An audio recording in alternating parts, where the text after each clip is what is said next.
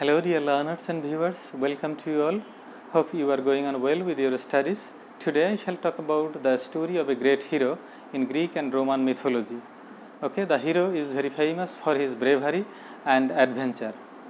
Okay, before starting our session, let me show you some pictures. Okay, now can you guess whose pictures are these? Okay, you see, these are the pictures of Hercules or Heracles. In Greek mythology, the hero is called Heracles, and in Roman mythology, he is called Hercules. Okay, and this topic has been taken from your English for today, Unit 9, Lesson 4. But if you have a copy of new edition, you will get it Unit 14, Lesson 4. Okay, the term Hercules is the Latin form of Greek Heracles, meaning glory of Hera. Now, let me talk about Hercules' family tree. Here you see Jupiter or Zeus, the king of all gods and goddesses. In Roman mythology, he is called Jupiter, but in Greek mythology, he is called Zeus. Then Alcmena, a mortal woman, she had a husband whose name is Amphitryon. He is the Theban general. Now you see Hercules is the son of Zeus and Alcmena. That means Hercules is a demigod because his father is a god and his mother is a mortal human being. Okay, and now see his siblings. First of all, you see Epicles. Okay, Epicles is his half brother, son of Alcmena and Amphitryon. Then Apollo, his half brother, he is the son of Jupiter and Hera, or Zeus or Hera, you can say. And Ares, the god of war, son of Zeus and Hera. Okay, now it is very interesting and important that the story of Hercules starts before the hero, before Hercules was born. And you see, Zeus or Jupiter is known to slip out of his home on Mount Olympia to seduce nymphs or other mortal women, sometimes with or without their consent. And Hera, wife of Zeus and also the queen of all gods and goddesses, was jealous and vengeful towards her husband's many mistresses and illegitimate children. Okay, now you see in the course of the event, Amphitryon, husband of Alcmena, for his expedition against Taphians and Teleboans, the inhabitants of Typhus, situated in the northwest of Greece, went there, and during that period, Zeus disguised himself as Amphitryon and persuaded Alcmena that he was her husband. Then, extending one night into three, Zeus slept with Alcmena, thereby Alcmena became pregnant. Okay, and when Amphitryon returned to Thebes, Alcmena told Amphitryon that he had come before the night and slept with her. And later Amphitryon came to know the fact through Tiresias, the priest of Delphi, what Zeus had done.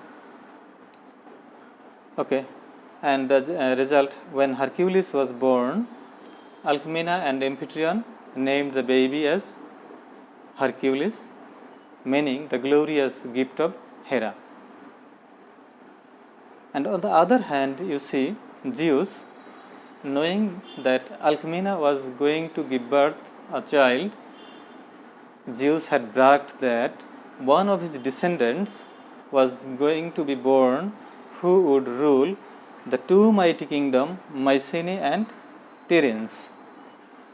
Now here again, Hera played a trick with Zeus,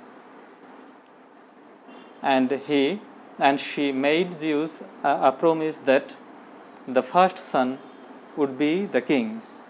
And now, using her power, Hera retarded Alcmena's delivery, and in the meantime, Eurystheus, the great grandson of Zeus, was born, and with the help of Hera, or with the favor, getting the favor of Hera, he became the ruler of Mycenae and Tiryns, which actually Zeus had intended for Hercules. Okay. Now here you see in the Hera, who is very zealous and vengeful of Zeus's illegitimate child or mistresses, she tried to devastate, tried to kill Hercules from the very childhood of Hercules. Okay. So when Hercules was a child, she sent 2 snakes to strangle Hercules in his sleep. But here we should remember that Hercules is the son of Jupiter, the kings of all gods and goddesses. Naturally, he was very powerful, he was fearless, and we see that when the snakes came, Hercules grabbed the snakes by the neck and strangled the snake before they were about to strike.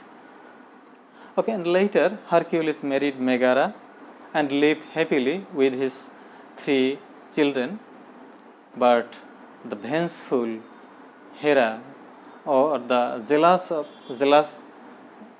the Hera didn't stop here.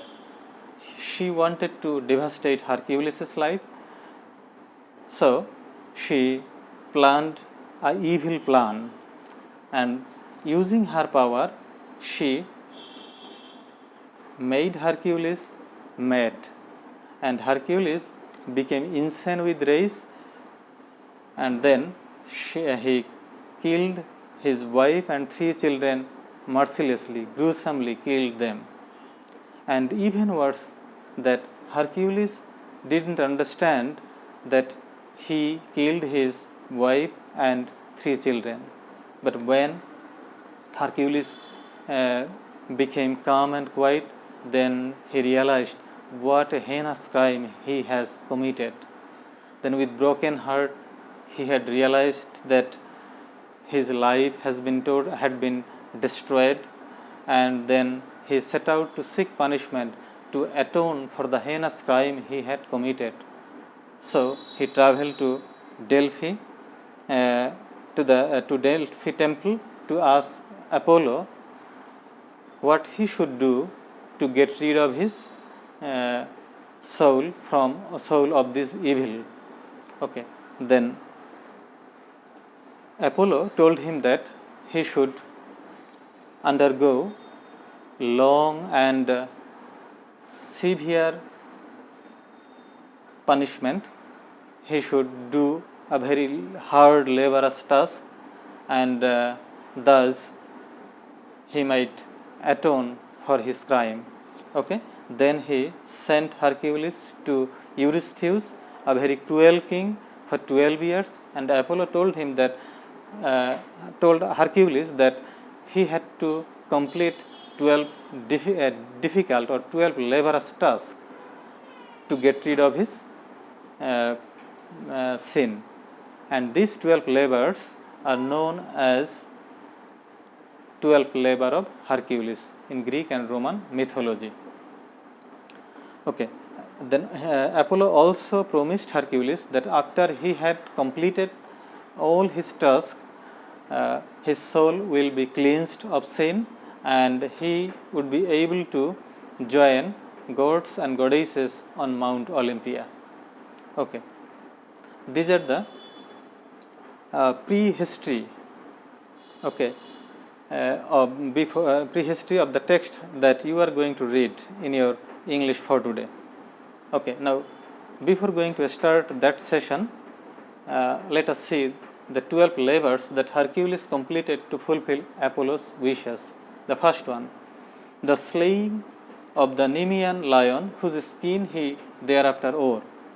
The second one, the slaying of the 9-headed Hydra of Lerna. Third one, the capture of the elusive hind of Arcadia. Fourth, the capture of the wild boar of Mount Erymanthus. Fifth, the cleansing in a single day of the cattle stable of King Ozius of Elis. Number 6, the shooting of the monstrous man-eating birds of the Stymphalian marshes. Number 7, the capture of the mad bull that terrorized the island of Crete. Number 8, the capture of the man-eating mares of King Diomedes of the Bistomes.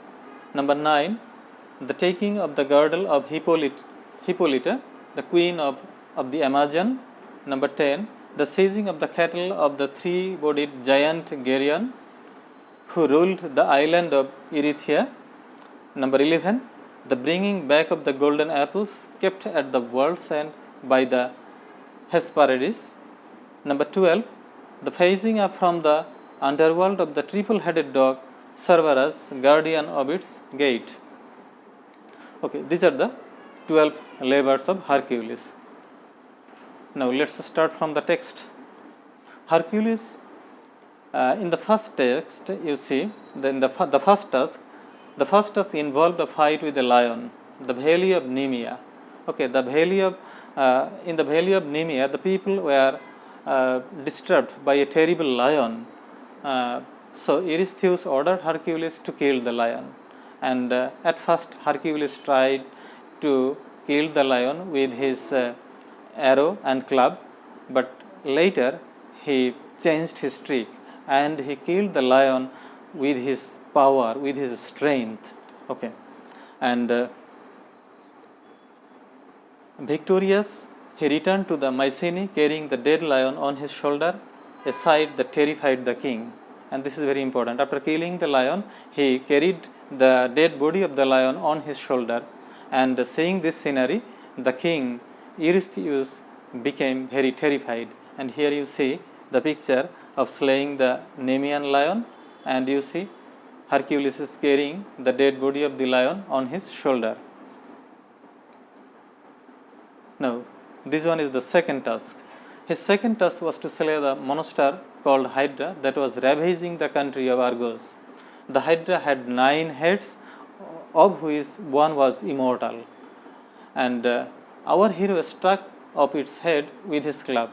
But whenever he knocked off a head, 2 new ones erupted in its place. So the task was difficult, and eventually, with the help of his devoted servant Iola, Hercules succeeded in burning all the heads except the 9th one, and he decided to bury it under a huge rock.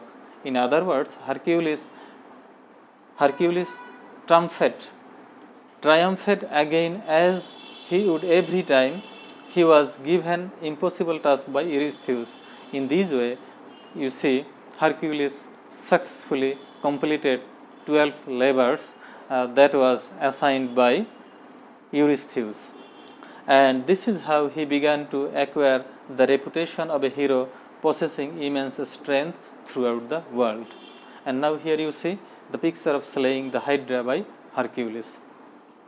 So these 2 tasks have been described in your text, but remember, if it is very often this question comes in the university admission test, how many tasks Hercules has to do.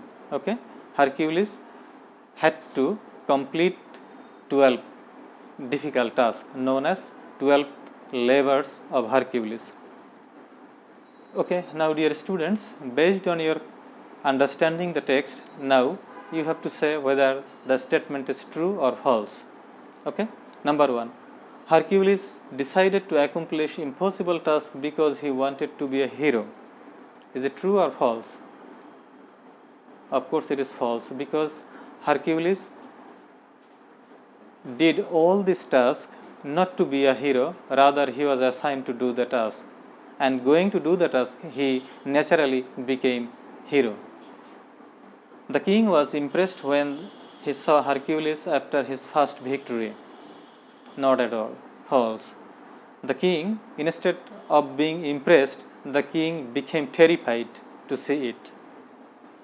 Hercules managed to defeat Hydra entirely on his own. This is also false, because we know that Hercules was successful in doing the task with the help of his devoted servant Iola. Number 4, Hercules ended up bearing all parts of Hydra. This is also false. No, Hercules buried only the immortal part of the Hydra. Every time he was given an impossible task, Hercules succeeded in doing it. Yes, this is true. So, that is all for today. I hope you have understood, and now it is your duty to read the text sincerely. So, thank you all. Bye.